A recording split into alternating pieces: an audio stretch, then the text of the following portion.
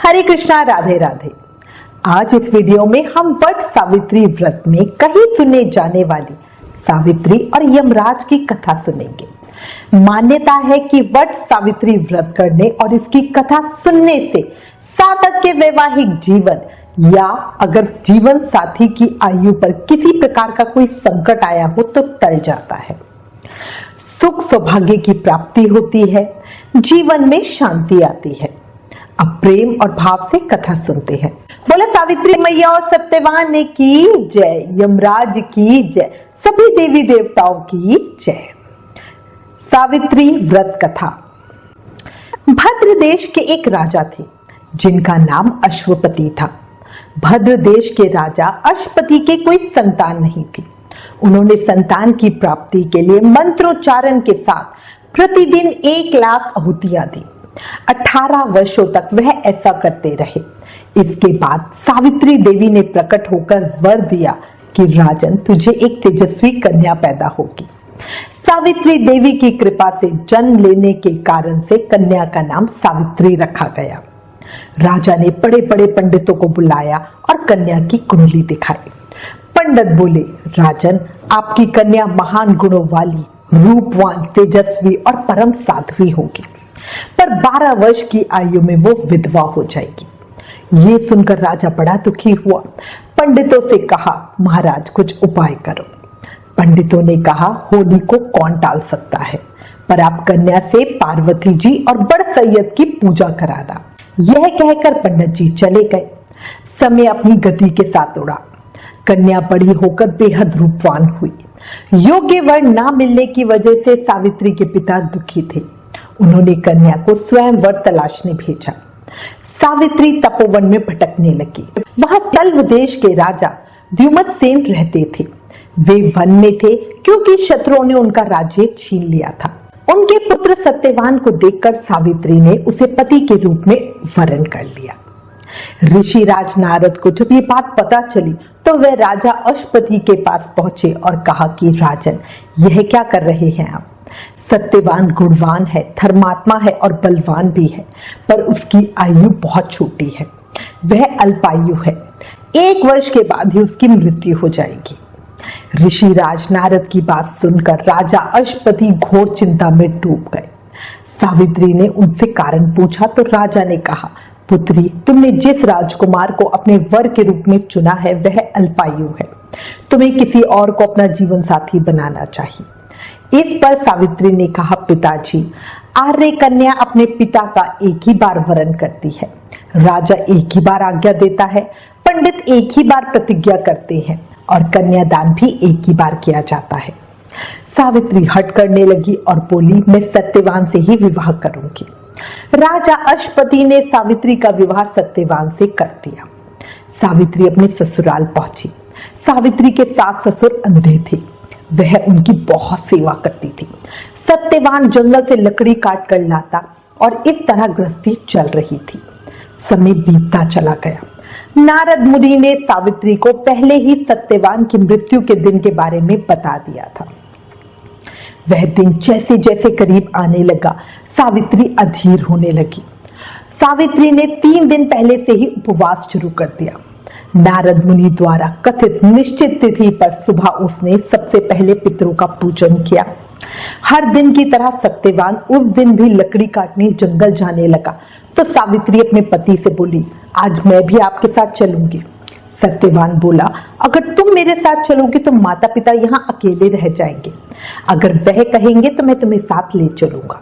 सावित्री अपने सास ससुर के पास गई और विनीति भाव में बोली, अगर आप कहें तो आज मैं जंगल देखने चली जाऊं। दोनों सावित्री की सेवा से बहुत खुश थे। सावित्री से बोले, बहुत अच्छी बात है, चली जाओ।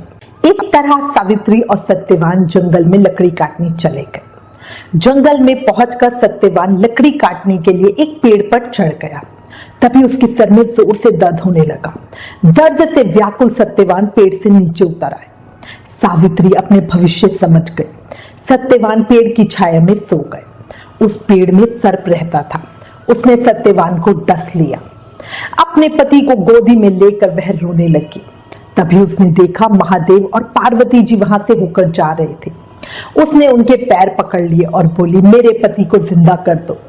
वे बोले, आज बड़ सैयद अमावस्या है, उसकी तू पूजा करेगी तो तेरा पति जिंदा हो जाएगा। वह खूब प्रेम और भाव से बड़ की पूजा करने लगी। उसने बड़ के पत्तों का गहना बनाकर पहना जो हीरे मोती के हो गए।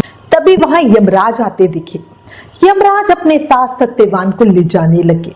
सावित्री ने उनके पैर पकड़ लिए। धर्मराज बोले, तेरी निष्ठा से मैं बहुत प्रसन्न हूं, पति के प्राणों के अलावा कोई भी वरदान मांग ले। सावित्री ने कहा, मेरे माँ बाप के पुत्र नहीं है, वो पुत्रवान हो जाए। धर्मराज बोले, सत्य वचन हो जाएगा। धर्मराज आगे चलने लगे। सावित्री फिर उनके पीछे पीछे चल पड़ी। यमराज ने सावित्री को समझाने की कोशिश की कि यही विधि का विधान है, लेकिन सावित्री नहीं मानी। सावित्री की निष्ठा और प्रतिपरायणता को देखकर यमराज ने सावित्री से पुनः कहा, हे देवी, तुम धन्य हो, तुम मुझसे कोई भी वरदान मांगो। सावित्री ने कहा, मेरे सास ससुर वनवासी और अंधे हैं, उन्हें आप दिव्य ज्योति प्रदान करें। यमराज ने कहा, ऐसा ही होगा, जाओ अब लौट जाओ। लेकिन सावित्री अपने पति सत्यवान के पीछे पीछे चलती रही। यमराज ने कहा, देवी तुम वापस जाओ। सावित्री ने कहा, भगवान, मुझे अपने पति देव के पीछे पीछे चलने में कोई परेशानी नहीं है, पति के पीछे चलना मेरा कर्तव्य है। यह सुनकर उन्होंने फिर से उसे एक और वरदान मांगने के लिए कहा। सावित्री बोले, हमारे ससुर का राज्य छिन गया है, उसे पुनः वापस दिला दो। यमराज ने सावित्री को यह वरदान भी दे दिया और कहा, अब तुम लौट जाओ। लेकिन सावित्री फिर भी नहीं मानी और पीछे पीछे चलती ही रही। यमराज ने कहा, अब तुम्हें और क्या चाहिए? सावित्री बोली, प्रभु मेरे 100 पुत्र हो जाएं। धर्मराज बोले, तथास्तु। अब वो फिर से सत्यवान को लेकर जाने लगे। तब सावित्री बोली, हे महाराज, आप मेरे पति को ले जाएंगे तो पुत्र कैसे होंगे? धर्मराज मुस्कुराए और बोले, हे सती, तेरा सुहाग तो नहीं था, परंतु बड़ सैयद अमावस्या करने से और पार्वती जी की पूजा करने से तेरे पति जीवित हो जाएगा। यमराज को सत्यवान के प्राण छोड़ने ही पड़े। यमराज अंतर्ध्यान हो गए और सावित्री उसी वट वृक्ष के पास आ गई जहां उसके पति का मृत शरीर पड़ा था। सत्यवान ऐसे उठा जैसे अभी नींद से उठा हो और उठकर बैठ गया। अब सावित्री ने गाजे बाजे से सखी सहेलियों के साथ वट की पूजा करी और वट के पत्तों के गहने बनाकर पहने तो वो सभी के सभी हीरे मोती के हो गए। दोनों घर वापस आए। सावित्री ने वट पूजा का पानी सास ससुर की आंखों में लगाया तो सास ससुर की आंखें भी ठीक हो गई। सावित्री ने सारी घटना पति और सास ससुर को बताई।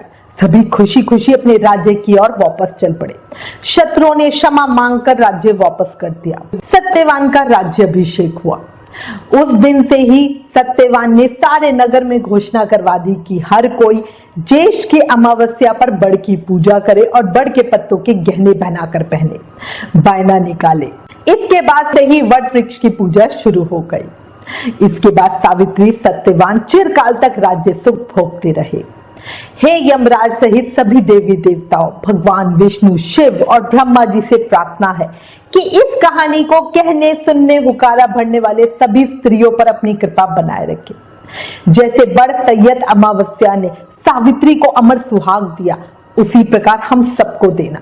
जैसे सावित्री की निष्ठा से उसका ससुराल और पियर दोनों फल फूल गए, ऐसे ही हमारा घर परिवार, पियर, सासरा सब फले फूले, सब खुश रहे। हमें सौभाग्य का वर देना। सत्यवान और सावित्री की जय, यमराज की जय। सावित्री और सत्यवान की कहानी सुनने के बाद गणेश जी महाराज की कहानी भी जरूर सुने। अब आपको गणेश जी महाराज की कहानी सुनाती हूँ। एक बुढ़िया थी, वह बहुत ही गरीब और दृष्टिहीन थी। उसकी एक बेटा और बहू थे। वह बुढ़िया गणेश जी महाराज की परम भक्त थी। सदा गणेश जी की पूजा किया करती थी, उन्हें याद करती रहती थी। एक दिन गणेश जी प्रकट होकर उस बुढ़िया से बोले, बुढ़िया माई, मैं तेरी भक्ति और पूजा से प्रसन्न हूँ, तू जो चाहे सो मांग ले।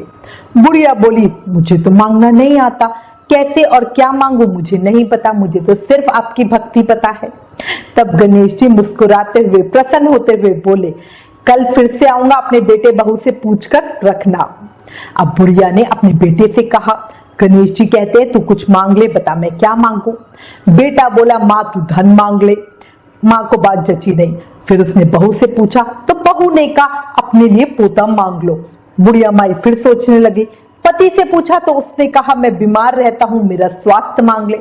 तब बुढ़िया ने सोचा ये तो अपने अपने मतलब की बात कह रहे हैं। अंत में उस बुढ़िया ने पड़ोसन से पूछा तो उसने कहा बुढ़िया माई तू तो थोड़े दिन ही जिएगी, क्यों धन मांगे और क्यों पोता मांगे, तू तो अपने लिए दीदा गोडा मतलब आंखें और पैरों की शक्ति मांग ले जिससे तेरी जिंदगी आराम से कट जाए। अब बुढ़िया माई सोचने लगी। अगले दिन पूजा करने लगी तो फिर गणेश जी महाराज प्रकट हुए। तो बुढ़िया बोली यदि आप प्रसन्न हो तो मुझे 9 करोड़ की माया दो, निरोगी काया दो, अमर सुहाग दो, आंखों की रोशनी दो, नाती दो, पोते दो, सब परिवार को सुख दो और अंत में मोक्ष दो, अपना द्वार दो। ये सुनकर गणेश जी महाराज हंसने लगे। बोले बुढ़िया माई तूने तो मुझे ठग लिया, फिर भी जो भी तूने मांगा है वचन के अनुसार सब तुझे मिलेगा। और यह कह के गणेश जी महाराज अंतर्ध्यान हो गए। उधर बुढ़िया माई ने जो कुछ मांगा था वे सब उसे मिल गया। गणेश जी महाराज जैसे तुमने उस बुढ़िया माई को सब कुछ दे दिया वैसे ही इस कहानी को कहते सुनते हुकारा भरते हम सबको देना।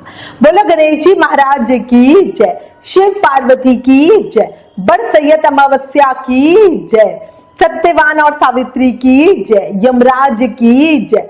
ओम नमो नारायणाय।